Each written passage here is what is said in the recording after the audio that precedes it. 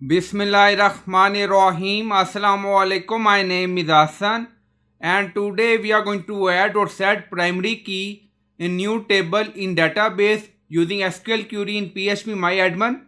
So we are going to set primary key. Before starting work, as my request, please subscribe my channel. Thank you. Now back to our work.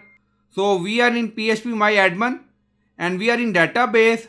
So we are going to create primary key in new table. Now you see SQL, so click on it.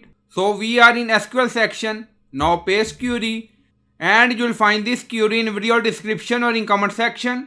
So by using this query we are going to set primary key in new table. Now you see create table project and then you see ID and then you see int. So this is our data type and then you see 11. So this is our character length and then you see primary key. So we are going to set ID column field primary key. So a primary key is a unique identifier for each record in a database table. It's ensured that no two records can have the same value for that key. So record is unique and not duplicate by using primary key. And then you see another column project name and then you see character type, data type VARCHAR, length 50 not null. Again you see project description. So this is another column. Now you see data type, character length.